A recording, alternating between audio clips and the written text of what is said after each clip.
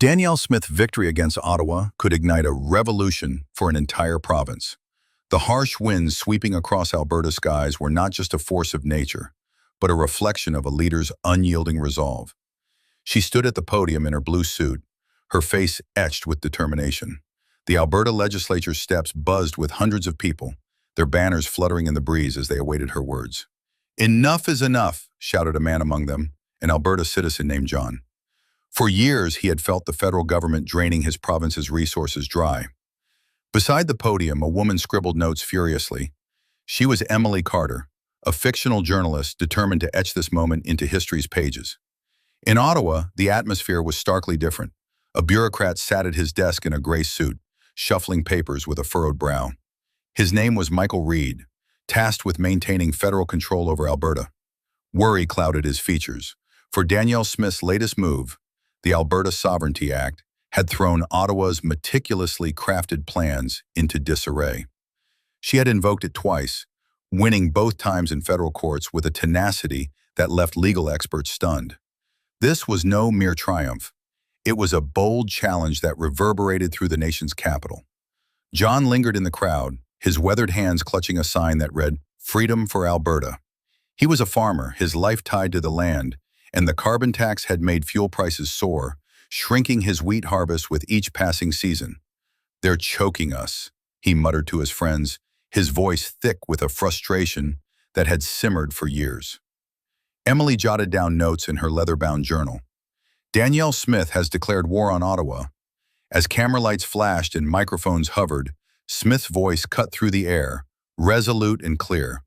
"Our province's resources belong to us," she declared, "and we will defend that right to the end, no matter the cost." Michael Reed, back in Ottawa, jolted at a message on his phone. It came from the Alberta legislature announcing Smith's new referendum plan. In 2026, if 177,000 signatures were collected, Alberta's people would vote on independence, a prospect that sent a shiver down his spine.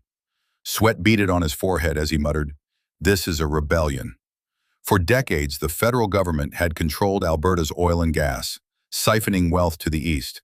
But now that grip was slipping, and Reed felt the weight of it. He paced his office, the dim light casting shadows on the walls lined with policy reports, searching for a counter-strategy that eluded him. Days turned into weeks, and John's farm grew quieter, the silence broken only by the creak of his old tractor. The carbon tax had driven up costs, leaving his fields parched and his profits dwindling to a trickle.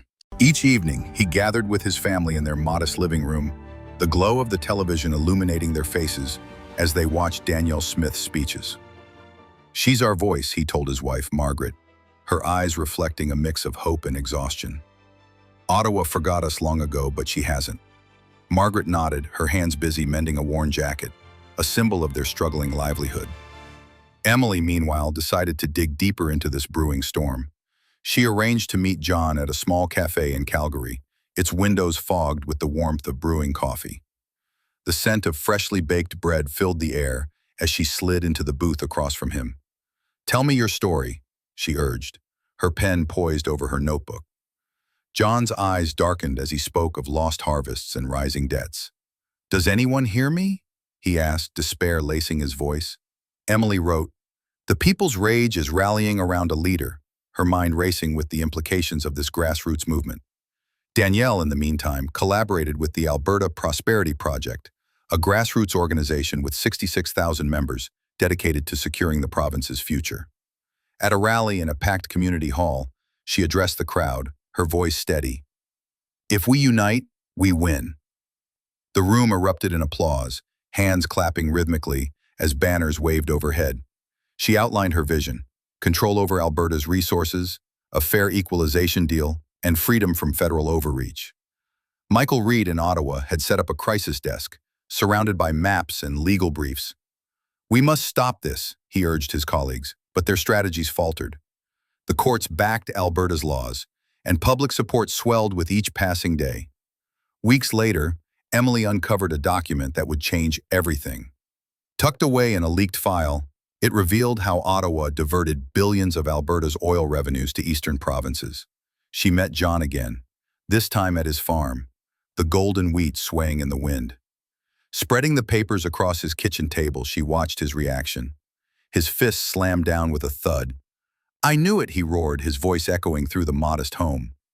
Danielle seized the opportunity, sharing the findings in a televised address that ignited a firestorm of outrage across Alberta.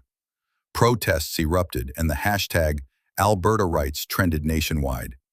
Michael Reid, sitting at his desk in Ottawa, read the reports in despair. The document's exposure had turned public opinion against the federal government, and his phone buzzed incessantly with urgent calls. "Everything's slipping away," he murmured, his hands trembling as he lit a cigarette, the smoke curling upward in the dim office. He convened an emergency meeting, but the room was filled with uncertainty. "What do we do?" asked a junior aide, her voice quivering. Reid had no answer, his years of bureaucratic training failing him in the face of this populist surge. By late 2025, the signature campaign gained unstoppable momentum. John set up a booth at the Red Deer Farmers Market, his table covered with petition sheets. The air was crisp, the market bustling with vendors and shoppers, and he gathered hundreds of signatures, his calloused hands moving with purpose. Emily filmed the moment, her camera capturing the determination in his eyes. Danielle submitted 177,000 signatures to the Alberta legislature, officially setting the referendum for June 2026. The announcement was met with cheers in Alberta and stunned silence in Ottawa. Panic gripped the capital. Michael Reid warned in a high-stakes meeting, "Economic collapse is imminent if Alberta secedes." The room buzzed with frantic discussions, but no solution emerged. The federal government's decades of neglect had fueled this fire, and now it threatened to consume the nation. In Alberta, Danielle prepared for the vote, her team organizing town halls and rallies. John attended one in Edmonton, standing shoulder to shoulder with strangers who shared his dreams. "This is our chance," he whispered to Margaret, who squeezed his hand tightly.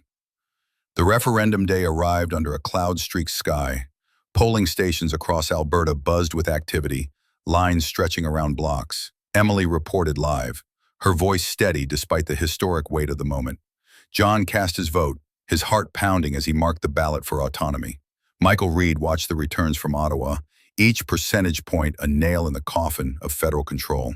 When the results were announced, Alberta had voted 58% in favor of independence, a seismic shift in Canada's landscape. The aftermath was transformative. Danielle Smith stood before a jubilant crowd, her speech a declaration of a new era. John returned to his farm, smiling as he watered his wheat fields, the land now his to steward without Ottawa's shadow. Emily penned her final article titled "The Revolution Begins," her words immortalizing the struggle. Michael Reid sat at an empty desk in Ottawa, resigned to defeat, the once powerful bureaucrat, now a relic of a bygone system.